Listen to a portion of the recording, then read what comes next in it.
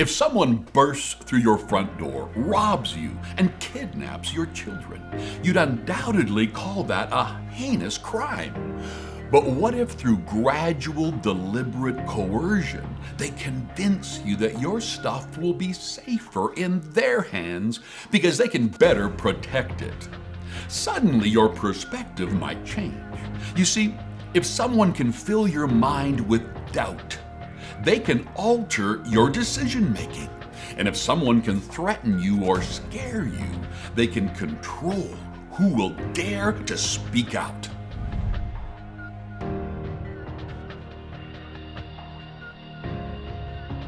If you were an army general and you were tasked to seize a country and its citizens, who would you target first? You'd strategize on how to manipulate those in power and those with influence, like royalty, politicians, CEOs, journalists, scholars. If you could manipulate them that giving up land and culture is a choice for the greater good, they would win the war for you, and your army would never even see battle. Now, what if this were not a battle of sword and shield, but one of words and ideas? A targeted attack on thoughts, opinions, and expressions, where even personal experiences are called incorrect and have no value in society. Thomas Sowell, an American economist and freethinker, made this profound observation 2 decades ago. Freedom is unlikely to be lost all at once, or even openly. It is far more likely to be eroded away bit by bit amid glittering promises of expression and noble ideas. I'd like to clarify what I mean when I use the word censorship today. I'm referring to the hiding or ridiculing of certain ideas and opinions in hopes that the general public would either not hear them or write them off as total nonsense. This kind of censorship is really only used to control, to manipulate the conversation, to wield power, to twist popular opinion, to convince people of something specific. The constant pounding of a lie slowly makes people believe it's a truth. In order to do this, one must silence the voice of opposition and dismiss the notion of a debate. Far too often, this kind of censorship takes place because of an assumed offense or bias, not because evil has been committed or an actual law has been broken. To put it simply, individuals are being canceled, defunded, and stripped of their careers. Not because you showed me your knife and threatened my life, but rather you talked about knives in class. That scares me. I better complain to someone and have you removed. It's almost as if many in society feel responsible to preemptively squash those with values and beliefs that aren't quite aligned with how the masses should act. Censorship is happening all around us. There is a war on ideas taking place right here in Canada, and there are casualties. It's us. If history has taught us anything, it's that the foundational truths and sacrifices of one generation can be quickly forgotten and twisted for political gain. Right now, we are experiencing very contentious times as a society. Many people seem to be picking sides and waging war. How long will it take for us to wake up as a nation and see that together we are stronger? How did we even get here? It's often said, it's not my place to judge. But I'd argue it's our responsibility to judge. You owe it to yourself to look at the track record of influential decision makers, to critically think through events, and to make the best decisions possible going forward. How we respond to current deliberate censorship and silencing will determine what kind of nation our kids and our grandkids get to live in. As I present the following stories and arguments, I encourage you to watch the show in its entirety rather than taking a small clip out of context. Do not let media of any kind, including this show, lead you down a path of thinking without your consent. In fact, I applaud all those who do their own research and their own fact-checking. Historically, universities have led the charge for freedom and justice. Now, I'm thinking of South Africa, China, the Ukraine, and many other countries. Check it out for yourself. They needed someone to stand up for freedom. But in North American culture, where we enjoy tremendous freedoms and peace, it's almost as if the pendulum has swung the other way. Students end up rallying to shut down parts of the public experience. Oh, all in the name of tolerance, of course. Censorship of academics is a dangerous threat to us all. What takes place in these colleges and universities often plays out in society not long after. If these cultural institutions claim to be birthplaces for new ideas, innovation, and change, then they need to equally allow for mistakes and course corrections. Experimentation and testing are always needed to prove the validity of something. The same logic is true for ideas. In the last few years, there has been a growing constraint on academics who exercise their right to freedom of speech. I'll be sharing a few examples next. Firing, intimidating, smear campaigns, and removal of tenure are just the tip of the iceberg. Canadian psychologist Steven Pinker teaches at Harvard University and is one of dozens of academic professionals and journalists who signed a letter on justice and open debate, which ran in the fall 2020 issue of Harper's Magazine. An excerpt from this letter reads, "This stifling atmosphere will ultimately harm the most vital causes of our time. The restriction of debate, whether by a repressive government or an intolerant society, invariably hurts those who lack power and makes everyone less capable of democratic participation." A difference of opinion is not harmful behavior, and that it is a vast misconception in a lot of the current discussion and debate that if you say something that goes against the popular consensus, you have committed a harm. It's as if people can't bear to hear an opinion that they disagree with or that they've never heard before, that it is wounding. And of course, whenever there's a difference of opinion, someone's feelings are going to get hurt, but we would never discover anything about anything if we followed that rule. The letter is not about us. It's really about the people who have been cowed into not expressing opinions out of a legitimate fear that they will be fired or shamed. The result being that there are many answers to questions we may never know if we can't even discuss the possible hypotheses. Even though Pinker is a Canadian living and working in the U.S., this type of censorship is happening to academics worldwide. Dr. Rima Azar is an associate professor of health psychology at Mount Allison University in Sackville, New Brunswick. As an immigrant and a woman, she's been an unorthodox victim of what she called speed mobbing on social media. An unknown small contingent of people called for her removal from faculty over alleged offensive comments and personal opinions on her blog. Unfortunately, Mount Allison University swiftly responded to appease critics and left Professor Azar to legally defend herself while on suspension. No stranger to cancel culture himself, Jordan B. Peterson recently had Azar on his podcast to discuss this lopsided, confusing series of events. It's very hard to know precisely, being accused of being racist, of being, all these terms like encouraging sexual violence. It all started with the blog, but then there have been an invitation for complaints about the blog. And I want to clearly and firmly say and state that I deny those allegations that are circulating in the media against me. So that's clear.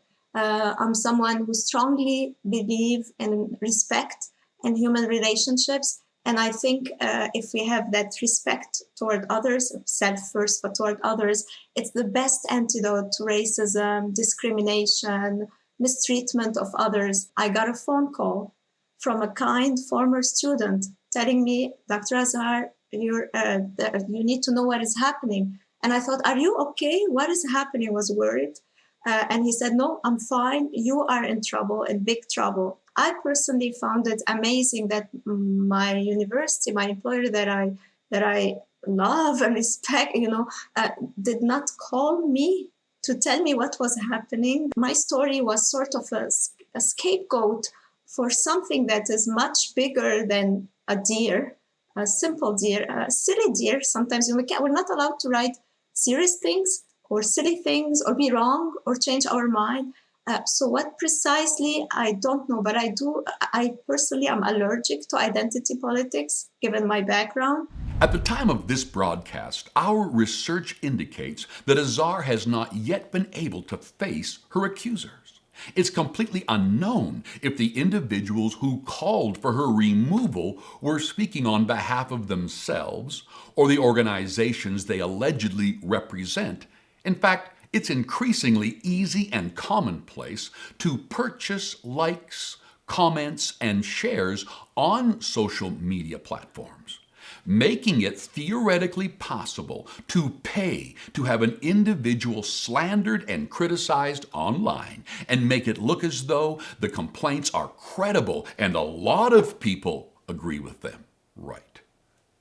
For a few complex reasons, investigators can only guess as to how many counterfeit social media accounts exist.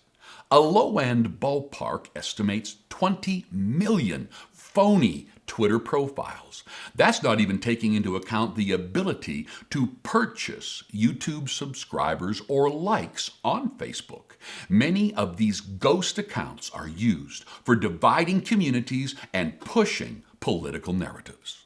All that to say, the motive behind Azhar's removal is also unknown. Why the censoring of her personal thoughts? What was Professor Azhar going to say in the future or going to uncover that had to be stopped? Why the need to destroy her career?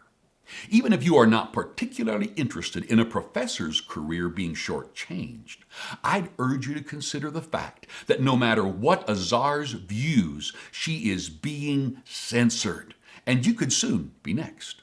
If freedom of thought becomes punishable and open debate in universities or even research labs across this country is stunted, how long until freedom of speech is eroded beyond recognition in our churches, community halls, or parliament? Do you see the path we're on? Like I said before, the smart way to seize and conquer land long before going to battle is to manipulate those in authority. If there are rebels who stand in the way, then you muzzle and silence them. But why do the job yourself when you can trick others to do it for you? Enter the social media mob. We are seeing more and more often an army of those who hide behind their keyboards, calling for social change, tricked into believing they're fighting for justice and doing the right thing. But their thinking is often one-sided, fueled by hatred and aggression. In our woke society, this mob mentality is encouraged and celebrated. And sadly, those in authority, like university officials and government heads, are swayed by it. They make choices to appease the mob before doing their own research, before digging up the facts and seeing both sides of an issue. Not only is this unjust, it is dangerous. When we turn on each other, when we censor one another, we collectively weaken and slowly unravel. Bias in mass media is another thing altogether. Most of us have heard the term, follow the money. This mantra can most certainly be applied when discussing how advertising dollars influence programming, news stories, and more, right down to the kind of person that is seen on camera. Two American video journalists have been fired from their respective employers for whistleblowing, citing racism, discrimination, censorship, deception, and biased journalism in their newsroom. To cease and desist posting about hydroxychloroquine. In my opinion, you failed as a reporter. Fox came at my throat for standing up against censorship. I don't think that this is journalism at all. I think that this is propaganda being pushed on people. This was almost like you're not allowed to ask real questions about the vaccine. It would have been careless of me as a journalist not to ask those questions. From the inside, yes, there's a narrative. Yes, it is unspoken, but if you accidentally step outside the narrative, if you don't sense what that narrative is and go with it, there will be grave consequences for you. I'm confident there are Canadian journalists who find themselves facing a very similar dilemma. The problem with censorship is that it perpetuates fear. Originally, the purpose of journalism was to report the whole truth so that society could not be led astray. It's actually against a journalist's oath to only give viewers what you think they want to hear or what you think they can handle. That's censorship for the purpose of control. Today's show is not centered around the pandemic, but it would be untimely for me to not mention Byram Bridle, Associate Professor of Viral Immunology at the University of Guelph. He has recently been ostracized by both academic and medical circles for his unpopular stance on COVID vaccines being given to healthy children. By expressing this, my career may very well have been destroyed. It's incomprehensible to me. As Canadians, we have to ask ourselves, do you want your physicians and scientists, their voices suppressed? We're polarized right now. I'm passionate about that, but I'm respectful of those who hold the opposite opinion. I would ask for the same for myself and my colleagues. We can't suppress open discussion of science and medicine in Canada. It's a hallmark of a democratic society. Right now, I don't recognize the country that I was born into, and I would simply ask all Canadians, please, right? I simply want us to learn to respect one another again. Yes, this is happening right here in Canada. An author once said, when you tear out a man's tongue, you are not proving him a liar. You're only telling the world that you fear what he might say. There is a conscious, aggressive move to censor and silence medical professionals if they speak out on how the pandemic has been handled and how COVID-19 should be dealt with going forward. The odd thing is, there is rarely any compelling evidence brought forward to disprove the claims of these professionals. There is merely a regurgitation of the official statements and widespread defamation of the individual who won't comply with them. What is it going to take for Canadians to wake up and see that something isn't quite right? Why is it so offensive to present a new scientific hypothesis? Why is an unpopular opinion labeled a conspiracy theory? Why has it become an unpardonable sin to simply share what you've personally experienced or witnessed? Why now is the need to control the conversation so dire? The purpose of a free society is that we can coexist and enrich one another's lives and yet still have the freedom to disagree. Consider this. Truth and lies both come to light when they're exposed. What do you think the men who fought for the Confederation of Canada dreamed of for their future generations? Freedom, opportunity for all, the removal of classes. They didn't want to be controlled by the British Empire or live under the threat of the United States. They wanted a strong economy where everyone could thrive, contribute, and succeed. They wanted a place where Canadian ideas had value. The postmodern era that applauds public shaming and squashes true diversity of thought will not be how we thrive as a nation. It will be our undoing. Since November 2020, Bill C-10 has been debated in Ottawa. This legislation expands the CRTC's regulatory control to online streaming providers, forcing taxation and funding of Canadian content. Critics have said the wording is so vague that it may be a very real threat to freedom of speech and freedom of expression for everyday online content creators. A university internet law professor, Michael Geist, has been especially critical of the way Bill C-10 will infringe on Canadians' rights. His quote, "From my view, that's pretty clear government regulation of speech, saying some content gets prioritized and other content gets deprioritized." The way bills are drafted, they aren't easy to read and interpret. No matter what party you vote for, no one likes to be blindsided by their government. I'd like to show you this small snippet of the spirited debate that went on for weeks in the House of Commons.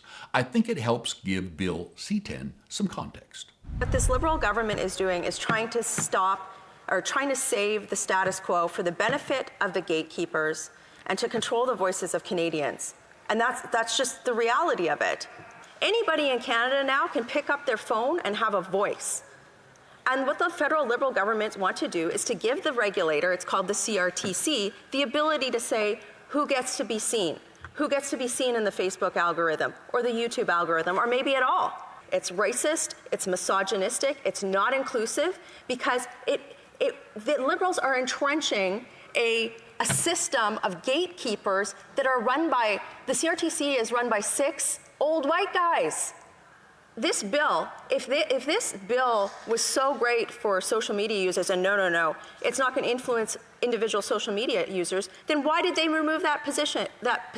This bill has to be stopped. And individual Canadians, regardless of how you vote, no politician in this place should be putting a chill on freedom of speech and content creation in an industry that's being disrupted the way that this bill is. I'm just going to call a spade here. This is about votes, and it's about votes in Quebec. And that's to the detriment of French language creators in Quebec. It's to the detriment of every person who has a platform in Canada. Enough with the censorship, enough with the freedom of speech. C-10 needs to be stopped. It needs to be repealed. The leader of my party has said that if we came to government, we would repeal it, but I'd like to stop it here tonight. And I appeal to all of my colleagues of all political stripe to wake up and understand that this bill is not in the best interest of any Canadian. Thank you, Speaker. Why does the government feel the swelling need to censor what we are posting and watching online? It's curious to note that the Liberal government has pushed this bill through the legislative process much faster than any previous bills amidst a global health pandemic, when online censorship has already been under scrutiny. Makes you wonder. In the early morning hours of June 21st, Bill C-10 passed in the House of Commons with a vote of 196 to 112. The legislation will still need to pass through Senate, most likely this fall. When was the last time you heard of politicians' office hours going until 1:30 in the morning? Wow, this bill must have felt urgent. I don't want to bog you down with political jargon, but I think it's worth telling you that the Liberals also tabled an amendment to Bill C-36 as Parliament was adjourning for the summer. This one specifically allows citizens to make a formal complaint to the Human Rights Tribunal if a person fears another will commit an offense online. Listen to that. Fears they will. The offense doesn't even have to have taken place yet. Well, let's hear from both sides. A Liberal MP offered a broad, vague explanation. The bill would allow anyone to take action if they experience hate online. Minister of Justice and Attorney General of Canada, David Lametti, said, "These changes are designed to target the most egregious and clear forms of hate speech that can lead to discrimination and violence."